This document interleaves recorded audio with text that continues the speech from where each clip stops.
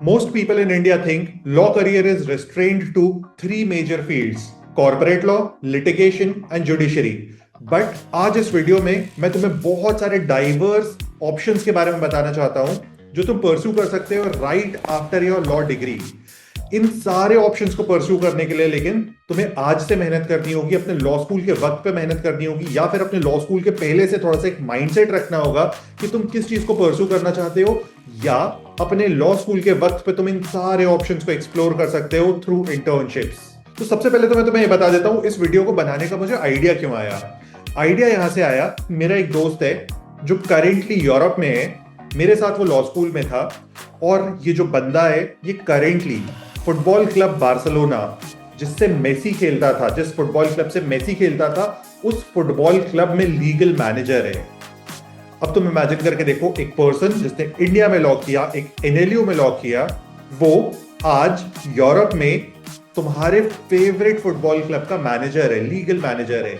वो वाला मैनेजर नहीं है जो फुटबॉल पिच पे खड़े होकर चिल्लाते रहते हैं।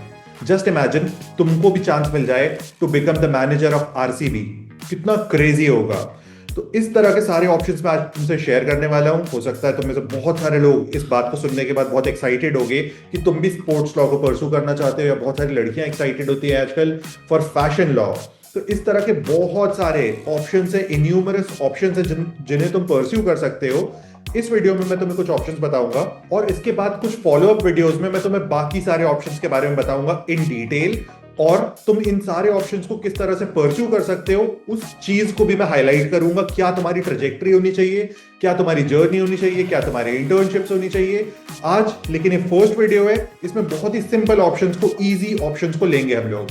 And before starting the video, तुम्हें मुझे मोटिवेशन देनी होगी इस पूरी सीरीज को बनाने के लिए। इस वीडियो को बनाने में भी मैंने बहुत मेहनत लगाई है, तो तुम्हें जल्दी से सब्सक्राइब कर लेना चाहिए पहले तो। एडिशनली अगर चाहो तो लाइक कर दो, और मैं चाहूंगा दिल से कि तुम मुझसे कनेक्ट करो। हम लोग इंस्टाग्राम पे कनेक्ट कर सकते हैं, मीम शेयर कर सकते हैं, हम लोग स्नैपचैट पे कनेक्ट कर सकते हैं, फालतू के रैंडम फोटो शेयर कर सकते हैं, और अगर तुम्हें कुछ काम है तो मुझे व्हाट्सएप पे कनेक्ट कर सकते हो। So let's start with the first option, and this is JAG. JAG का मतलब होता है जज एडवोकेट जनरल। जज एडवोकेट जनरल आर्मी का लॉयर होता है। आर्मी के लॉयर से मतलब क्या है, तुमने शायद सुना होगा, एक प्रोसेस होता है बहुत ही फेमस, कोर्ट मार्शल। अब कोर्ट मार्शल अगर करना है तो कोर्ट वर्ड आ रहा है, यानी कि कोर्ट के अंदर आप कुछ कर रहे हो, तो वहां पे आपको एक लीगल पर्सन की जरूरत है। अब जो कोर्ट मार्शल की पूरी प्रोसेस है, या आर्मी के अंदर आपको किसी भी लीगल प्रोसेस को करना है, तो उसके लिए जो वकील होते हैं उन्हें कहा जाता है जेएजी, जज एडवोकेट जनरल। अब आर्मी का पूरा लीगल साइड ये लोग देखते हैं। अब कौन बन सकता है जेएजी, तो सिंपली तुम एक बार लॉ कर लिए, लॉ ग्रेजुएट होने के बाद तुम एक पर्टिकुलर एग्जाम होता है विच इज क्लैट पीजी।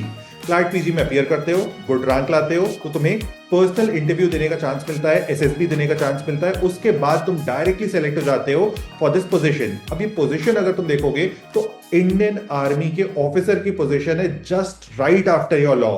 अब अगर तुम इस चीज को परस्यू करना चाहते हो, जेएजी बनना चाहते हो, बिल्कुल भी ये मैटर नहीं करता है कि तुम एनएलयू में हो, या किसी बहुत अच्छे प्राइवेट कॉलेज में हो, कि एक ट्रेडिशनल कॉलेज में हो, या फिर तुम बहुत ही बी ग्रेड कॉलेज में हो।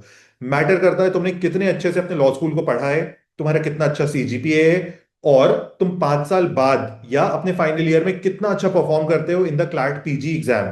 क्लैट पीजी नाम का एक एग्जाम होता है, उसके थ्रू यहां पे एंट्री होती है। तो क्लैट पीजी में तुम्हें अच्छा स्कोर करना होगा। क्लैट पीजी में क्या आता है, तो बेसिक लॉ स्कूल के सब्जेक्ट्स आते हैं जो तुम फर्स्ट ईयर से पढ़ते हो। तो हर सेमेस्टर हर सब्जेक्ट को बहुत अच्छे से पढ़ो, क्योंकि ये सारे सब्जेक्ट्स तुम्हें लाइफ टाइम काम आने वाले हैं। और जो तुम्हारा बचपन में ड्रीम था आर्मी ज्वाइन करने का, इंडियन आर्मी को ज्वाइन करने का, उस ड्रीम को तुम सच में फुलफिल कर सकते हो थ्रू दिस मेथड। इसी से जुड़ी हुई है सेकंड अपॉर्चुनिटी भी, एक साथ ही कवर कर लेते हैं, that is PSU jobs. PSU क्या होते हैं, तो पीएसयू का मतलब होता है public sector undertaking. Public sector undertaking government की बहुत बड़ी कंपनीज होती हैं। For example Coal India, ONGC, भेल, गेल, शायद तुमने ये सारे नाम सुने होंगे। इस तरह की जो कंपनीज होती हैं जहां पे गवर्नमेंट इन्वेस्टेड होती है इन अ पर्टिकुलर बिजनेस। एग्जांपल दे देता हूं, कोल इंडिया। कोल इंडिया जो है उसकी रिस्पॉन्सिबिलिटी क्या है, वो इंडिया के एनर्जी को फुलफिल करने के लिए, एनर्जी डिमांड को फुलफिल करने के लिए कोल को एक्सट्रैक्ट करता है अलग अलग जगहों पे। अब अगर किसी भी कंपनी को कोल एक्सट्रैक्ट करना है तो उसको जाके उस जमीन को लेना होगा। तो अब अगर गवर्नमेंट को कोल एक्सट्रैक्ट करना है तो गवर्नमेंट को सबसे पहले तो जाके उस जमीन को लेना होगा। अब मान लो गवर्नमेंट ने एक प्लेस को लोकेट किया जो एक फार्मर की लैंड है, वहां पे बहुत अच्छा कोल हो सकता है उस जमीन के नीचे, आइडेंटिफाइड प्लेस है। अब एक लीगल पर्सन चाहिए उस लैंड को अक्वायर करने के लिए। तो ये सारी रेस्पॉन्सिबिलिटी होती है as the legal person in a PSU. मेरे नाना जी जो थे वो भी ओएनजीसी में काम करते थे और उनकी भी एग्जैक्टली यही रिस्पॉन्सिबिलिटीज होती थी। वो पीएसयू, वो ओएनजीसी के लीगल साइड को रिप्रेजेंट करते थे और ओएनजीसी से रिलेटेड जो भी मैटर्स होते थे, फॉर एग्जांपल ओएनजीसी का कोई एक एम्प्लॉय है जिसने ओएनजीसी पे केस कर दिया कि टाइमली सैलरी नहीं आ रही है या किसी भी चीज के लिए वर्किंग कंडीशंस अच्छी नहीं है, जो कि इंडिया में वैसे तो किसी भी कंपनी में नहीं है, तो इस तरह का कोई भी केस कर दिया, तो अब ये जो पीएसयू एडवोकेट है इसकी रिस्पॉन्सिबिलिटी बनती है कि ये ओएनजीसी को डिफेंड करे। अब तुम पूछोगे कि कितनी सैलरी मिलती है इस चीज के लिए।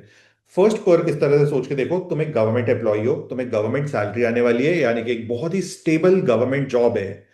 सेकेंडली, जो सैलरी होती है, एक average salary is 90,000। 90,000 just after your law school. कोई भी, अगर तुम एक टीयर 2 कॉलेज उठा के देखोगे ना, तो उनके यहाँ पे इतनी अच्छी प्लेसमेंट्स नहीं होती हैं और तुम एक बेसिक लॉ स्कूल में होने के बाद भी इस ड्रीम जॉब को ले सकते हो। नेक्स्ट अपॉर्चुनिटी जो है वो फिर से गवर्नमेंट के साथ है। मल्टीपल गवर्नमेंट एग्जाम्स होते हैं जहां पे आपको बहुत अच्छी अपॉर्चुनिटीज मिलती हैं। अब इनमें जो सबसे बेस्ट अपॉर्चुनिटी मिलती है, that is supreme court judicial clerkship, यानी कि सुप्रीम कोर्ट के जज के साथ काम करने का मौका। One benefit experience, second benefit is good pay, third benefit very good exposure. और इस चीज को हाईली रिकमेंड किया है इंडिया के एक्स सीजेआई डीवाई चंद्रचूड़ ने। All of us judges have judicial law clerks, and these judicial law clerks really assist us with research, but they are all young lawyers who've just passed out of law school. अब government जो है वो multiple तरीके के exams भी conduct करती है for different positions. अब जो बैंक के एडवोकेट्स होते हैं उनके लिए एक एग्जाम होता है which is IBPS SO. IBPS शायद आपने नाम सुना होगा कहीं ना कहीं पे, क्योंकि बहुत सारी जगहों पे डिस्प्ले होता है। उसके आगे जब एसओ लिख देते हैं तो उसका मतलब होता है स्पेशलिस्ट ऑफिसर। ये जो स्पेशलिस्ट ऑफिसर होते हैं ये लॉ के लिए होते हैं। अब मान लो मैंने बैंक से लोन लिया और मैंने बैंक का लोन रीपे नहीं किया, मैं विजय माल्या हूं।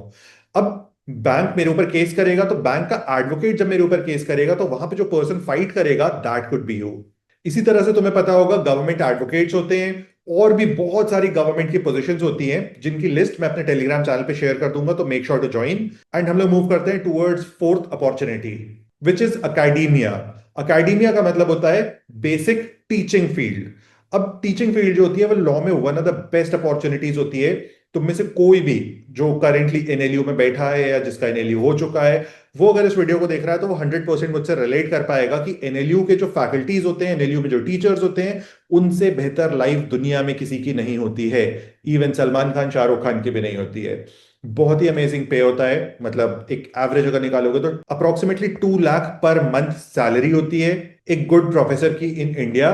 एनएलयू में या किसी भी इंडिया के कॉलेज में बहुत ज्यादा वर्कलोड नहीं होता है। बेसिक से उनके टास्क होते हैं, उनको सिर्फ फुलफिल करना होता है और बहुत ही अच्छी लाइफ होती है, बहुत ही स्टेबल लाइफ होती है। वर्क लाइफ बैलेंस सबसे बेस्ट होता है अकेडेमिया में। लेकिन अगर तुम गुड कॉलेज में पढ़ा रहे हो तभी। इंडिया में जो टीयर 2 कॉलेजेस हैं उनमें वर्किंग कंडीशन बिल्कुल अच्छी नहीं है, प्लस उनमें सैलरी भी अच्छी नहीं है। अब इसके लिए रास्ता क्या होता है, तो रास्ता बहुत सिंपल सा होता है। आपको सिंपली क्लैट पीजी लिखना होता है जिससे आप एलएलएम कर सकते हो। एलएलएम के बाद आपको एक पर्टिकुलर एग्जाम क्रैक करना होता है, क्वालिफाई करना होता है, नॉट क्रैक। इसको कहा जाता है यूजीसी एनईटी। इस एग्जाम को क्रैक करने के बाद आपको अपॉर्चुनिटी मिलती है to teach in any law school in India. Salary बहुत अमेजिंग है, अपॉर्चुनिटी बहुत अमेजिंग है।